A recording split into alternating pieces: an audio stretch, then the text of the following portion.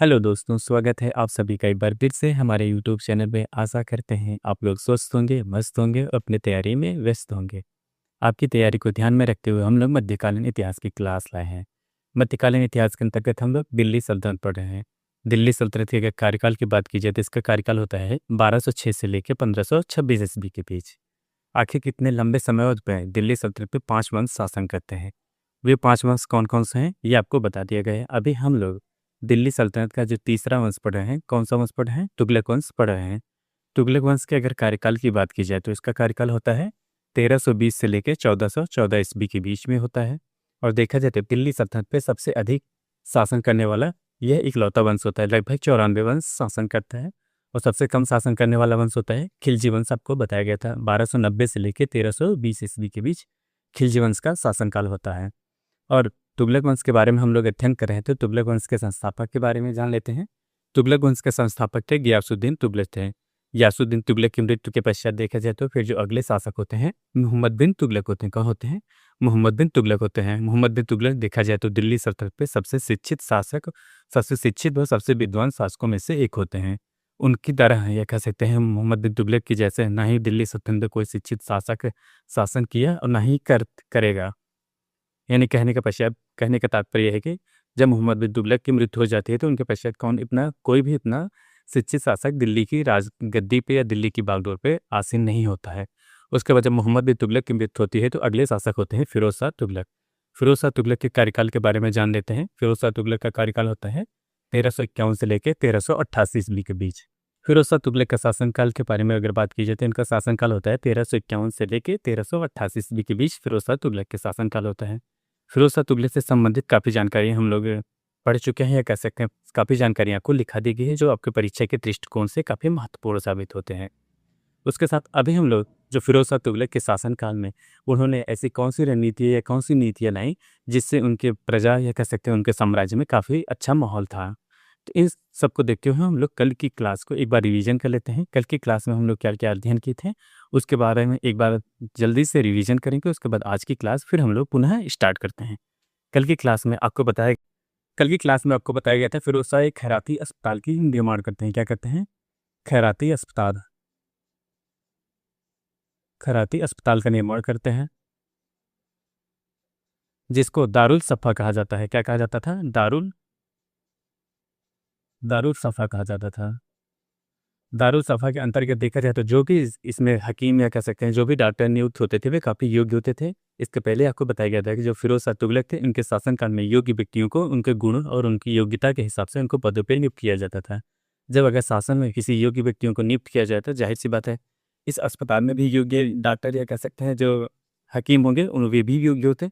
वो इनको इसमें रखा जाता था। कह सकते हैं इस जो डॉक्टरी या कह सकते हैं वहाँ जो हकीम होते थे वो काफ़ी योग्य व्यक्ति होते थे जो प्रजा के हित के लिए वहाँ पे रखे गए थे। इसके साथ आपको बताया गया था अगला पॉइंट जो बताया गया था कि जो फिरोज शाह तुगलक थे इसके शासनकाल में दासों या कह सकते हैं गुलामों की संख्या बहुत अधिक थी। लगभग कितना बताया गया था? इसमें दासों की संख्या बताया गया था लगभग 1,80,000 के करीब फिरोज शाह तुगलक के शासनकाल में दास थे। सबसे अधिक दास किसके शासनकाल में? सबसे अधिक दास या गुलाम लिख लेते हैं। दास या गुलाम। देखा जाए तो अभी तक दिल्ली सल्तनत पे सबसे ज़्यादा शासक जो होते हैं या दिल्ली सल्तनत पे सबसे अभी जितने भी शासक होते हैं उन शासकों में से देखा जाए तो जो फिरोज शाह तुगलक थे फिरोज शाह तुगलक के शासनकाल में जो दास होते थे या गुलाम होते थे सबसे ज़्यादा थे लगभग 1,80,000। और इन दासों को देख रेख के लिए एक नए विभाग की स्थापना की गई थी। उस विभाग का नाम दीवाने बंदगान। क्या था? तो उस विभाग का नाम था दीवाने बंदगान। दीवाने बंदगान। दीवाने बंदगान। दीवाने बंदगान का यही एक कार्य होता था कि ये जो भी गुलाम होते थे कह सकते हैं कि जो गुलाम थे या दास थे उनकी देखरेख करना, उनको क्या ज़रूरतें हैं इन सब के बारे में ये फिरोज शाह तुगलक इन नए विभाग की स्थापना करते हैं। दीवाने बंदगान नाम से ही पता चल रहा है बंदगान का मतलब बंदी बनाए गए व्यक्ति होते थे। जो बंदी बनाए गए होते थे वही दास होते थे। उनके शासनकाल में सबसे ज़्यादा दासों की संख्या थी। और इसी के साथ साथ जो फिरोज शाह तुगलक थे फिरोज शाह तुगलक के ही शासनकाल में एक नए विभाग की स्थापना की गई थी। कौन सा था? लोक निर्माण विभाग। दिल्ली सल्तनत का यह पहला शासक था जिसके शासनकाल में लोक निर्माण विभाग की स्थापना होती है। क्या होता है? लोक निर्माण विभाग की स्थापना करता है। इसी के साथ-साथ फिरोज़ शाह तुगलक ने अपने शासनकाल में कई योजनाएँ लाते हैं, जैसे कई महलों का निर्माण करते हैं, कुओं का निर्माण करते हैं, तालाबों का निर्माण करते हैं। इसके साथ-साथ अस्पताल का निर्माण करते हैं, मकबरे का निर्माण करते हैं। ऐसे इत्यादि कई उन्होंने योजनाएँ या कह सकते हैं कई कार्य करते हैं जो प्रजा के हित में होती है। इस तरह आपको कल की क्लास में ये बताया गया था। अब हम लोग आज की क्लास इसके आगे देखते हैं कि आखिर इसके आगे उन्होंने अपने प्रजा के हित में या कह सकते हैं कि अपने साम्राज्य विस्तार के लिए उन्होंने क्या-क्या रणनीतियाँ अपनाते हैं और उन्होंने क्या और कितने कार्य करते हैं, इन सब के बारे में देखेंगे। कल की क्लास में एक बार फिर से देख लें, खैराती अस्पताल होते हैं जिसको दारुल सफ़ा कहा जाता है। इसमें योगी या कुशल व्यक्ति कह सकते हैं जो हकीम होते थे या डॉक्टर होते हैं उनकी नियुक्ति की जाती थी, जिससे उनके प्रजा होती थी उनसे कह सकते हैं कि इलाज कराती थी काफ़ी।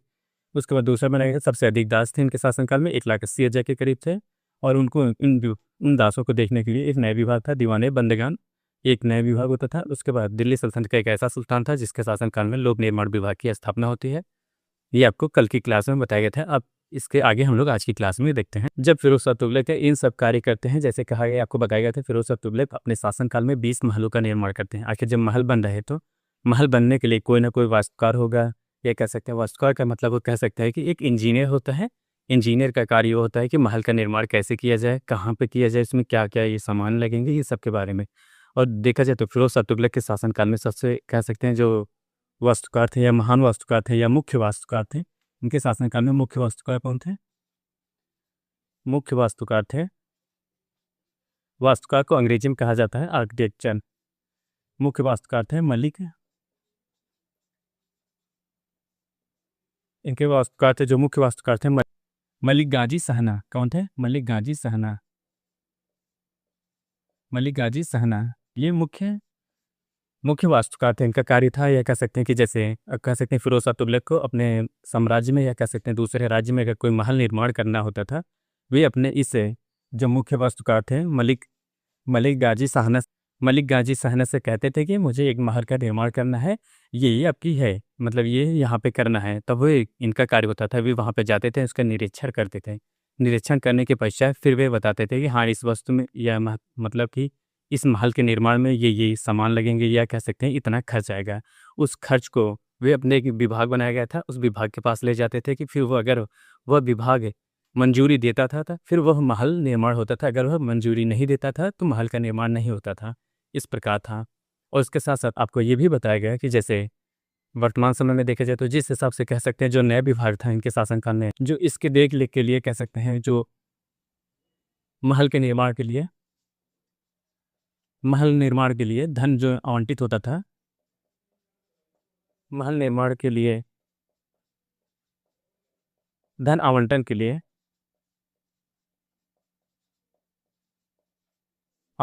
जो विभाग था आवंटन के लिए जो विभाग था वह था वह वह विभाग था दीवान विजारत। कौन सा विभाग था? हाँ लिख गए दीवाने विजारत। दीवाने विजारत बनाया गया था। दीवाने विजारत का क्या विकार था? जैसे अगर जो ये मुख्य वास्तुकार थे कह सकते हैं जो मुख्य वास्तुकार थे मलिक गाजी सहना, अगर इन्होंने महल निर्माण के लिए अपनी सभी आय व्यय का या कह सकते हैं जो व्यय हो रहा है इन सभी को माप तौल के या कह सकते हैं अनुमान लगा के ये खर्च बताते थे। फिर वह खर्च राजा इनके पास से प्रस्तुत करता था। कौन थे? दीवाने विराजत विभाग में दीवाने विराजत विभाग उनका निरीक्षण करता था। निरीक्षण करने के पश्चात अगर उसको लगता था कि नहीं महल का निर्माण के लिए धन दिया जाए, तब यह विभाग उन्हें पैसा आवंटित करता था, कह सकते हैं कि पैसा देता था। अगर कह सकते हैं कि जैसे साम्राज्य में या कह सकते हैं राजस्व में या कह सकते हैं उनके आर्थिक कोष में अगर पैसा नहीं होता तो ये विभाग सीधा मना कर देता था, तो राजा महल का निर्माण नहीं करते थे। ये होता था, कह सकते हैं कि ये दीवाने विराजत विभाग का ये कार्य होता था। उसके आगे या कह सकते हैं अगला पॉइंट ये था, उन्होंने कह सकते हैं कि मोहम्मद बिन तुगलक में देखा जाए तो आपको पीछे देखें मोहम्मद बिन तुगलक के शासनकाल में बताया गया था, उन्होंने कृषि के क्षेत्र में काफ़ी महत्वपूर्ण योगदान के देते हैं। उन्होंने कृषि के विकास के लिए एक फार्म हाउस का निर्माण करते हैं। वह फार्म हाउस लगभग 3 वर्ष पश्चात वे बंद कर देते हैं। वह फार्म हाउस लगभग 64 गज का होता है, 64 मील का ये फार्म हाउस बनाते हैं। आखिर उनके शासनकाल में भी अकाल पड़ता है। अकाल पड़ने के पश्चात अकाल संहिता का निर्माण करते हैं। उसके के साथ साथ उन्होंने सिंचाई विभाग की भी स्थापना करते हैं। उसी सिंचाई विभाग को आगे बढ़ाते हुए उन्होंने अपने साम्राज्य में, जो फिरोज शाह तुगलक हैं, इन्होंने अपने साम्राज्य में 5 नहरों का निर्माण करते हैं। 5 नहरों का निर्माण करते हैं। ये निर्माण कह सकते हैं, नहर का निर्माण इसलिए करते हैं ताकि सिंचाई हो सके और जो अनाज का या कह सकते हैं फसल का उत्पादन निरंतर बना रहे, और साम्राज्य में जैसे अगर कहीं भी अकाल पड़ता है, उस अकाल की समस्या को निदान करने के लिए हम अनाज का वितरण कर सकें। वे 5 नहरें कौन-सी थी? एक बार हम लोग इसको देख लेते हैं। पहली जो नहर थी लगभग 150 मील, इसकी लंबाई कितनी थी? लगभग 150 मीटर, 150 मील थी, 150 मील। और ये नहर अगर 150 मील है तो कहाँ से कहाँ तक थी, ये जान लेते हैं। यमुना नदी से लेके ये हिसार के क्षेत्र तक जाती थी। यमुना नदी से लेके यमुना नदी से लेके यहाँ से लेके हिसार तक। हिसार जो वर्तमान में हरियाणा में है, यहाँ तक ये पहली नहर का निर्माण होता था। फिर दूसरी नहर देखते हैं, उन्होंने ये पहला नहर लिख देते हैं। पहला दूसरा नहर का इन्होंने निर्माण करते हैं जो लगभग 96 मील होती थी, 96 मील लंबी थी। अब ये देखते हैं ये दूसरी नहर कहाँ से कहाँ तक गई। दूसरी नहर जो थी सतलज से लेके घाघरा तक ये जाती थी। सतलज नदी से निकलती थी, उसके बाद घाघरा नदी तक इसका बहाव होता था। दूसरी नहर ये थी लगभग 96 मील इसकी। तीसरी नहर का देख लेते, तीसरी नहर आके कहाँ से कहाँ तक जाती थी। तीसरी नहर तो सिरमौर था, सिरमौर की पहाड़ियों से निकलती थी। कहाँ से? सिरमौर की पहाड़ियों से निकलती थी, सिरमौर की पहाड़ियों से निकलती थी। सिरमौर की पहाड़ियों से निकलने के पश्चात ये जाती थी हांसी तक। कहाँ तक? ये हांसी क्षेत्र तक जाती थी, हांसी क्षेत्र तक जाती थी। और जो चौथी नहर थी, चौथी नहर इनका जो निर्माण करते हैं ये जाती थी, चौथी नहर जो उनका था घाघरा से लेके फिरोजाबाद तक। कहाँ जाती थी? घाघरा से लेके फिरोजाबाद तक, फिरोजाबाद तक जाती थी। और जो आखिरी नहर का निर्माण करते हैं, जो पांचवी नहर थी, इसको कह सकते हैं, ये नहर यमुना नदी से लेके कहाँ तक जाती थी? यमुना नदी से निकलती थी, उसके बाद ये फिरोजाबाद तक जाती थी। यमुना नदी से लेके फिरोजाबाद तक, फिरोजाबाद तक ये 5 प्रमुख नहरें थे जिनका निर्माण करते हैं। निर्माण करने के पश्चात इन नहरों से सिंचाई की जाती थी। सिंचाई करने के पश्चात जो फसल का उत्पादन होता था, अगर फसल का उत्पादन अधिक होगा तो राजा के पास या कह सकते हैं लगान अधिक जाएगा। इस प्रकार इन्होंने सिंचाई विभाग में अपना अच्छा खासा योगदान देते हैं। इसके पहले भी जो शासक थे मोहम्मद बिन तुगलक, उन्होंने प्रजा के हित में ये सब कई कार्य करते हैं। बस इसके आगे उन्होंने इसका और संचालन अच्छे तरह से करते हैं फिरोज शाह तुगलक।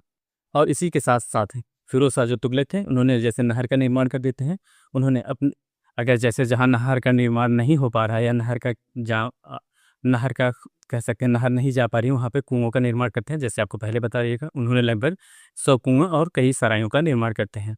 इन कुओं से भी सिंचाई होती थी और रास्ते में ये कुएं निर्माण होते थे। जहाँ पे सराय होता था वहाँ पे ये कुएं होते थे, ताकि जो गंतव्य जाने वाला व्यक्ति या कहीं भी जाने वाला व्यक्ति उन कुओं के पास रुकता था। वहाँ पे एक बाल्टी रखी होती थी और एक पीने का बर्तन रखा होता था, वो पानी निकालता था। उसके बाद वे पानी पीने के पश्चात जो सराय होते थे, सराय में विश्राम करते थे कुछ देर, उसके बाद वह पुनः अपने गंतव्य स्थान तक जाते थे।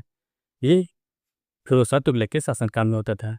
एक साथ उन्होंने कई कार्य किए थे, जैसे अगर उन्होंने कुएं का निर्माण कर दिया सिंचाई के लिए भी, और जो यात्रीगण जा रहे हैं या कह सकते हैं जो कहीं भी जाते थे गंतव्य स्थान पे, वे उससे पानी का भी सेवन करते थे। इस प्रकार इन्होंने ये योजना लगी। लेकिन काफ़ी दिन पश्चात ये कह सकते हैं काफ़ी समय पश्चात है, जो उलेमा वर्ग था, जो फिरोज शाह तुगलक पे उलेमा वर्ग का थोड़ा थोड़ा प्रभाव दिखने लगा था।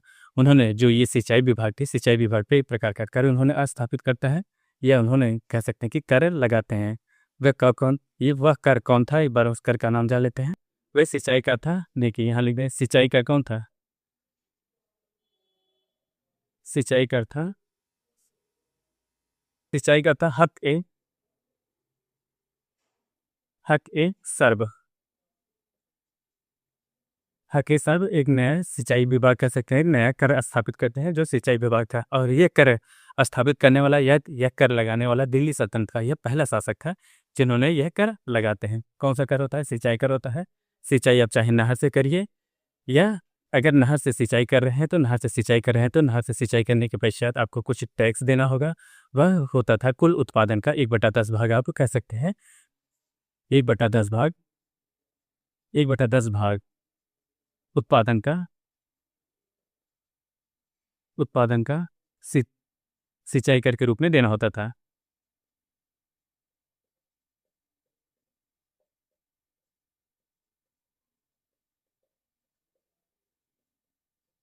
क्या होता था 1/10 भाग किसके रूप में देता था? सिंचाई कर के रूप में 1/10 भाग आपको देना होता था। अगर आप जो नहर थी या महत्वपूर्ण ये जो 5 नहरें थी, अगर इनसे आप सिंचाई कर रहे हैं तो सिंचाई करने के पश्चात 1/10 भाग का अनाज का, जैसे आपका अगर 100 केजी हो रहा है, 100 केजी का आप 10 केजी आप राजा को देंगे सिंचाई कर के रूप में। बाकी जो अलग से टैक्स लग रहा है वो तो आपको देना ही होगा। ये होता है, उस विभाग को क्या कहते हैं? हके-सर्ब कहा जाता था। हके-सर्ब सिंचाई विभाग से कहा जाता था, सिंचाई विभाग से संबंधित था और यह कर लगाने वाला दिल्ली सल्तनत का यह पहला शासक होता है। और अगला पॉइंट जो होता है सबसे महत्वपूर्ण पॉइंट वो है कि अगर देखा जाए फिरोज शाह तुगलक के शासनकाल से पूर्व इसमें जो ब्राह्मण वर्ग होते थे वे जजिये कर से मुक्त थे। कह सकते हैं, यहाँ लिख देते हैं, जो ब्राह्मण वर्ग होते थे, जैसे जो ब्राह्मण वर्ग था, ब्राह्मण वर्ग जजिये कर से मुक्त था, जजिये कर से मुक्त था, मुक्त था पहले। इसके पहले देखा जाए तो जो ब्राह्मण वर्ग थे वे जजिये कर से मुक्त थे, लेकिन फिरोज शाह तुगलक के शासनकाल में ऐसा नहीं होता है। उन्होंने जो फिरोज शाह तुगलक थे, फिरोज शाह तुगलक ने ब्राह्मण वर्गों के पर भी जजिये कर स्थापित करते हैं, जजिये कर लगाते हैं। इनके शासनकाल में, इनके शासनकाल में ब्राह्मणों पर भी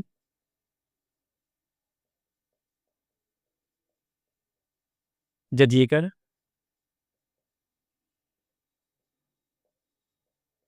अस्था जजिये कर लगाते हैं, कह सकते हैं।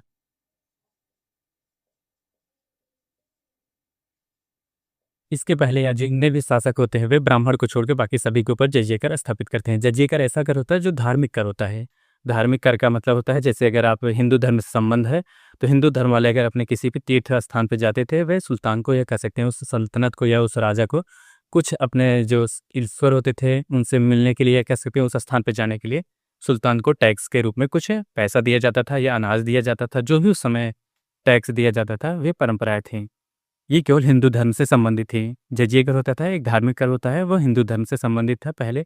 इसके पहले देखा जाए तो जो होते थे ब्राह्मणों को छूट दिया जाता था इस विभाग से, या कह सकते हैं इस टैक्स से। लेकिन फिरोज शाह तुगलक ने दिल्ली सल्तनत में वो ऐसा शासक था जिन्होंने ब्राह्मणों पर भी जजिये कर स्थापित करते हैं या जजिये कर लगाते हैं इन ब्राह्मणों के ऊपर भी। जो फिरोज शाह तुगलक थे उन्होंने कह सकते हैं कि जो प्राकृतिक था या कह सकते हैं प्रकृति था, उन्हें प्रकृति से काफ़ी लगाव होने की वजह से वे बागवानी पद्धति को भी अपनाते हैं।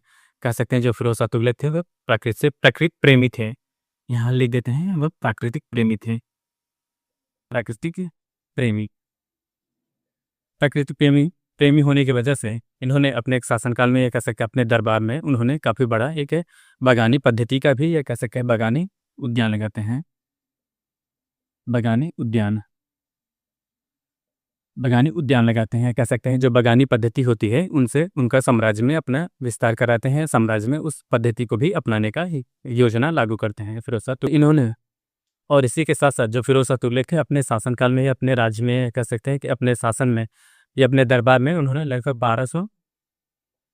1200 फसलों के फलों के पौधों को, फलों के पौधों को रोपण करते हैं या लगाते हैं आप जो भी। ये का 1200 जो फलों के पौधों को लगाते हैं वे किस पद्धति से लगाते हैं? बागानी पद्धति के हिसाब से वे 1200 इन फलों के पौधों को लगाते हैं। इसी के साथ साथ उन्होंने जो ये, कह सकते हैं जो बागानी पद्धति थी, बागानी पद्धति में उन्होंने सुधार की भी। ये जो बागानी पद्धति थी आपको बताई गई थी, बागानी पद्धति में भी सुधार की, बागानी पद्धति में भी सुधार किया। जो बागानी पद्धति थी, जो पहले जैसे बागानी पद्धति की जाती थी या क्यारी में की जाती थी या एक सर्कल में की जाती थी या रेक्टेंगल में की जाती थी, आयत में किया जाता था, घन में किया जाता है, ऐसे प्रकार कई तरीके से किया जाता था। लेकिन इन्होंने इसमें काफ़ी सुधार करते हैं। सुधार करने के पश्चात इन्होंने अपने साम्राज्य में काफ़ी वृक्षों को लगाते हैं, या कह सकते हैं ये प्रकृति प्रेमी होने की वजह से वे कई प्रकार के फलों का भी अपने साम्राज्य में रोपण कराते हैं, पौधों का रोपण कराते हैं। आज के लिए बस इतना ही। इसके आगे हम लोग कल की क्लास में देखेंगे, इसके आगे उन्होंने ऐसे और कौन से कार्य करते हैं कि हम उसके कल देखेंगे। आज के लिए बस इतना ही। आप हमारे चैनल पर नए हो तो चैनल को लाइक करें, शेयर करें, सब्सक्राइब करें। मिलते हैं नेक्स्ट वीडियो में, तब तक के लिए धन्यवाद, बाय बाय।